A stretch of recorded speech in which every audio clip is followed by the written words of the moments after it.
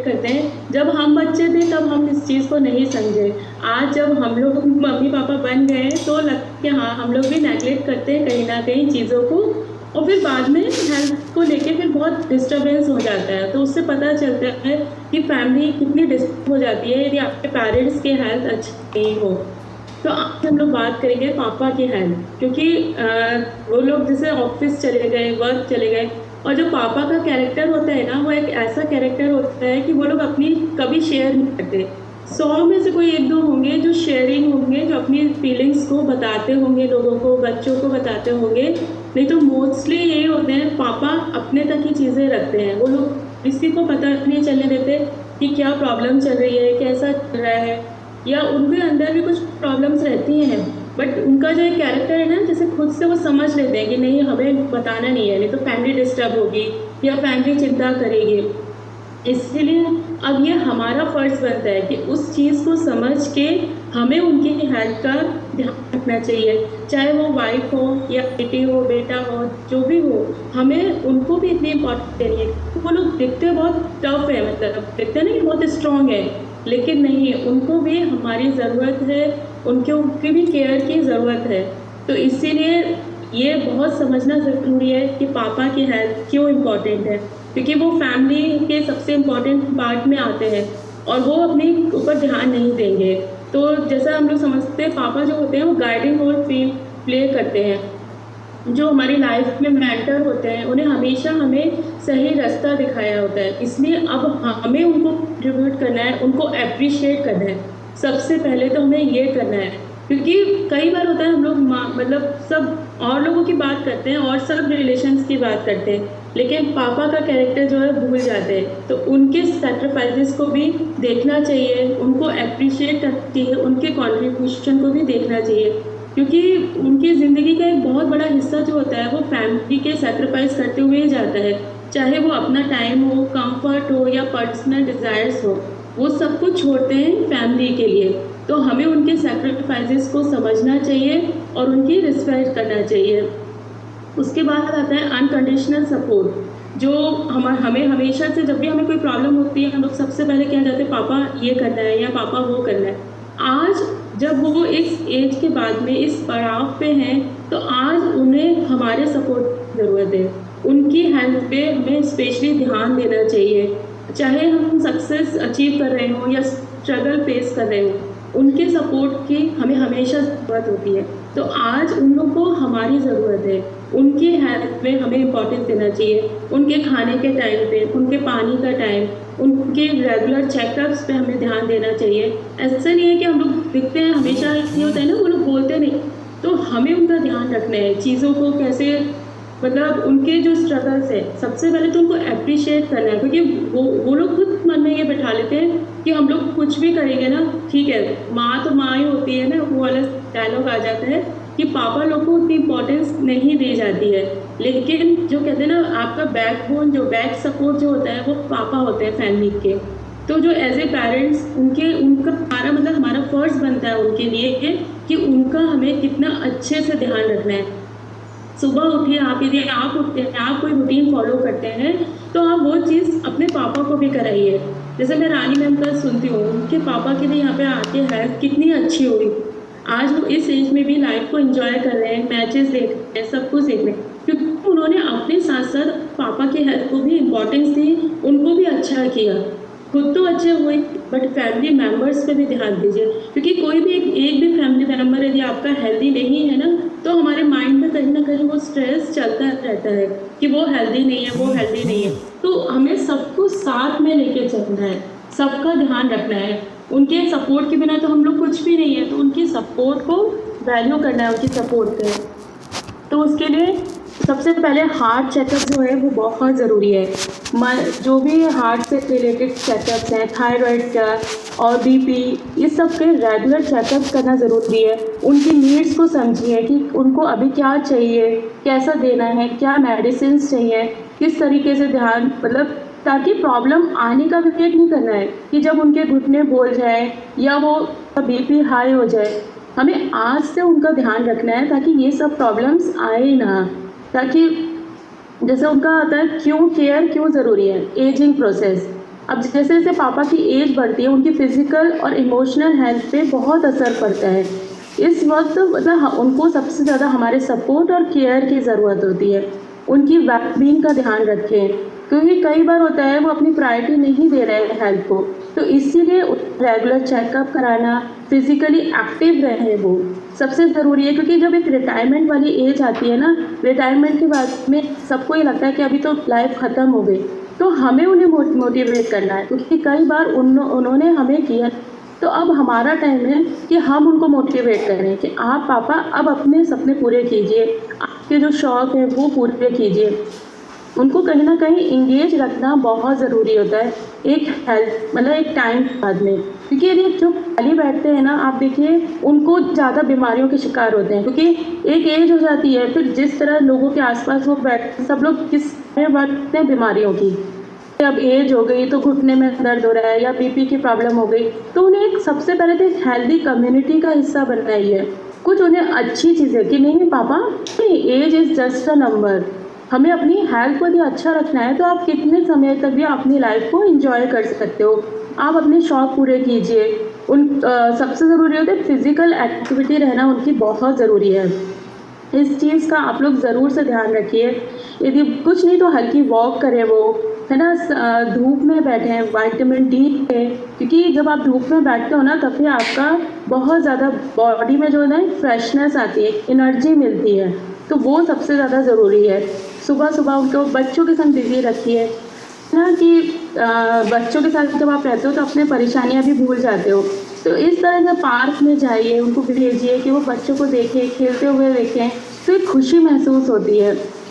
उसके बाद आता है उनको, जैसे मैंने पहले भी बताया, अप्रिशिएट करना, उनकी चीज़ों में उनको मदद कीजिए। ये मत एक में आके चिड़चिड़ापन भी हो जाता है, गुस्सा भी आता है, क्योंकि जो इतने आप टाइम से बिजी थे, तो जब सडन में आप रिटायर्ड होकर आप जब घर में बैठते हो तो थोड़ा सा चिड़चिड़ापन आता ही है, नेचर चेंज होता है। बट अभी हमें उस चीज़ को समझना है, उनको सपोर्ट करना है, क्योंकि हम अपनी लाइफ में तो बिज़ी रहते ही हैं, बट अब हमें उनके लिए भी समय निकालना बहुत ज़रूरी है, क्योंकि अब उन्हें हमारे और चीज़ की ज़रूरत नहीं है, उन्हें हमारे समय की ज़रूरत है, सपोर्ट की ज़रूरत है, एप्रिसिएशन की ज़रूरत है। जो उन्होंने अब तक हमारे लिए किया उसको एप्रिशिएट करना बहुत ज़रूरी है। छोटे छोटे स्मॉल जेस्चर्स होते हैं, कभी के लिए खाना चाहिए, उनका फेवरेट खाना बना दीजिए, उनसे पूछिए कि पापा आज दिन कैसा गया आपका, या आप क्या कर रहे थे, कैसे किया आपने। तो उनको जब आप उनसे उनकी बातें शेयर करेंगे ना, उनसे पूछेंगे, तो आप देखिए उनको कितनी खुशी होती है। कई बार होता है कि जब हम लोग फ़ोन करते हैं, दिन में 2-3 बार भी आपने फ़ोन किया, वो सेम चीज़ ही रिपीट कर रहे होंगे, क्योंकि उन्हें नहीं, कभी कभी कहते हैं ना याद भी नहीं रहता, लेकिन यदि आपने उनका सुन लिया तो देखिए उनको कितनी खुशी होती है। हमेशा इस चीज़ का ध्यान रखिए कि जब भी आप बूढ़े लोगों के साथ में बैठते हैं ना, तो एक अलग खुशी होती है। मैं तो बहुत टाइम स्पेंड करती हूँ, मुझे बात करना भी बहुत ज़्यादा पसंद है, तो क्योंकि उनके जो एक्सपीरियंस है ना, उनसे बहुत कुछ सीखने को मिलता है। तो हमें सोचना बस इस समय सबसे ज़्यादा हम लोग ये सोचते हैं ना, अरे उन्हें ये चाहिए, वो कुछ नहीं चाहिए, उन्हें आपका समय चाहिए, आपकी केयर चाहिए, बाकी तो सब वो कर ही रहे हैं। तो इसीलिए अभी हमारे लिए सबसे ज़रूरी यही होता है कि उनकी हेल्थ पे उनको केयर करें, उनको अप्रिशिएट करें, और उसके बाद आता है थैंक यू बोलना, क्योंकि जो उन्होंने एफ़र्ट्स लगाए हमारे, उनके एफ़र्ट्स को फॉर ग्रांटेड नहीं लेना है कि यार ठीक है आपका तो फ़र्ज़ था ना, आप किया। कई बार होता है हम लोग गुस्से में ये चीज़ें बोलते हैं, क्योंकि आज के समय में हम लोग को खुद को इतना स्ट्रेस हो रहा है वर्क लाइफ में, या किसी भी चीज़ को लेके इतना स्ट्रेस हो रहा है, तो हम लोग बोल जाते हैं, लेकिन ऐसा नहीं करना है। हमें उनके एफर्ट्स को फॉर लेना है, उनको थैंक यू बोलिए, उनका अप्रिशिएट कीजिए, उनको मत कीजिए, उनको फील होना चाहिए कि हाँ आप उनको समझ रहे हैं, उनको आप नोटिस किया आपने उनके एफर्ट्स को। तो ये चीज़ का बहुत ज़रूरी है ध्यान रखना। उसके बाद उनकी इमोशनल हेल्थ का ध्यान रखना, कम्युनिकेशन, मैंने अभी भी बताया ना, उनके संग में बात करना बहुत ज़रूरी है, क्योंकि बार बार वो अपने शेयर कभी भी नहीं करेंगे। आप देख लीजिए पापा कैरेक्टर ऐसा है, वो अपनी फीलिंग्स कभी शेयर नहीं करेंगे। मम्मी लोग होते हैं, बूढ़े होते हैं, वो बताते रहते हैं कि हमें ये प्रॉब्लम हो रही है, ये प्रॉब्लम हो रही है। पापा लोग कभी भी शेयर नहीं करते हैं, इसलिए हमें उनके साथ में कम्युनिकेशन करनी है, खुद से जाके बात करनी है। हमें खुद को अपने चेंज करना है, उनके संग बैठ के बात करनी है, उनकी चीज़ों को समझना है कि उन्हें क्या चाहिए, उनका लोनलीनेस जो है ना उसको दूर करना है जो सडन में आता है। अब जैसे हम लोग इस क्लब में जुड़े हैं तो अब हमें ये चीज़ें समझ आ रही हैं, तो हो सकता है जब हम उस एज में पहुँचेंगे तो हम ये चीज़ें ना फील करें क्योंकि हम खुद को मेंटली इतना स्ट्रॉन्ग कर चुके होंगे। लेकिन अभी जो आपके पेरेंट्स हैं उनको हमारी ज़रूरत है, उनको ये चीज़ें सिखानी पड़ेंगी हमें। हमने शायद कभी भी ना पहले किया होगा मेडिटेशन वगैरह, मेरी मम्मी भी कभी नहीं करती थी।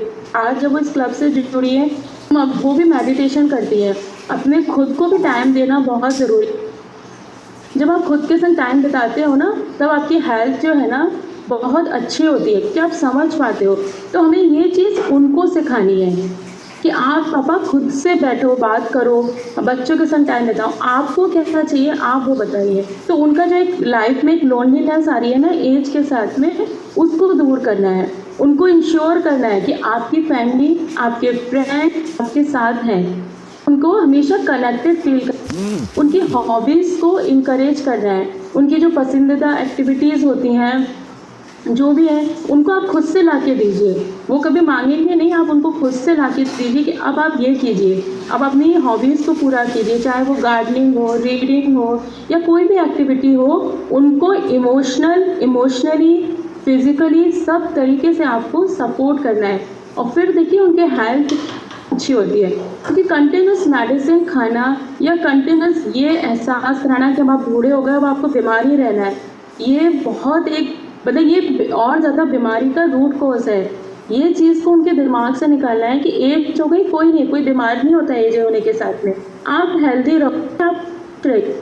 ये चीज़ें हमें उन्हें बतानी है। उनकी हेल्थ और फिटनेस को मॉनिटर करना है।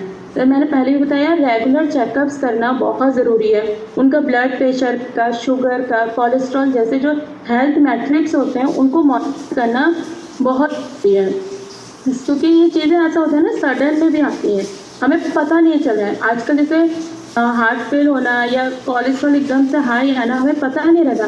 कभी कभी हमारी जो लाइफ होती है वो लथार्जिक होती है, वैसे होती है, तो उसकी वजह से भी कोलेस्ट्रॉल बढ़ता है। उनकी डाइट पे ध्यान रखिए, चीज़ों को बताइए कि कितना क्या खाना है, कि जो चीज़ आप यहाँ से सीख रहे हो वो उन तक भी पहुँचाइए। पॉसिबल हो तो उन्हें क्लब जरूर ज्वाइन कराइए।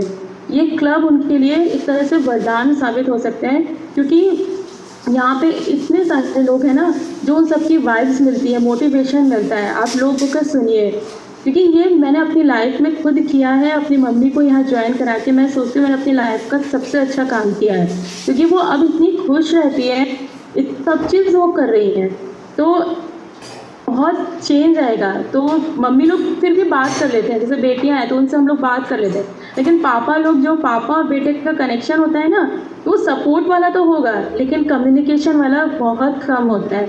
इक्का दुक्का ही लोग होते हैं जो बहुत अच्छी तरह एक दूसरे से बात कर रहे होते हैं। तो वो कम्युनिकेशन आपको बनना है, आपको स्टार्ट करना है। उनसे तो उम्मीद मत करिए कि वो स्टार्ट करेंगे, क्योंकि इतनी लाइफ अब निकल गई है तो वो अपनी हैबिट्स चेंज नहीं कर पाएंगे। आप चेंज कीजिए, उनके साथ बैठिए, उनकी डाइट को बैलेंस कीजिए, क्योंकि वो सबसे ज़रूरी है, बैलेंस डाइट लेना।